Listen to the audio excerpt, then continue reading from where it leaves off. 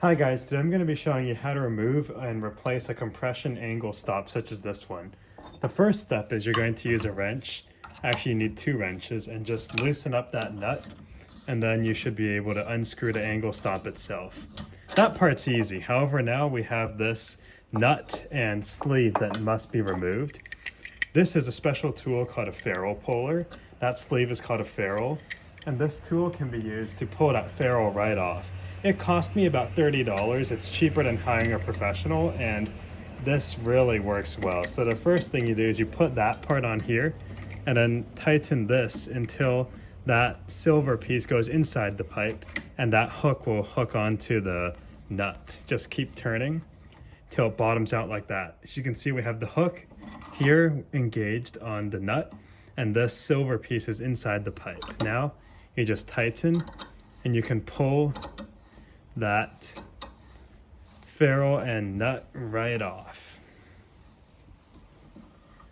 There you have it. Nice clean pipe, ready for your new fitting. If you loosen this all the way, you can see that it pulled it off. Have the old parts here. And this pipe, you can see it's smooth, it's clean.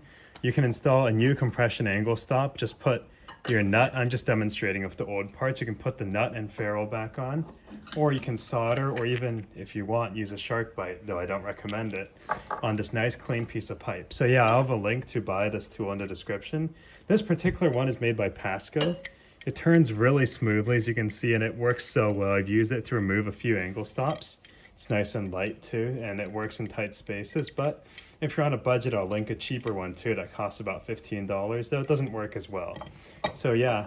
Oh, and if you're curious, this is the rigid one-stop wrench. This end can fit inside the mouth of the angle stop to stop it from moving.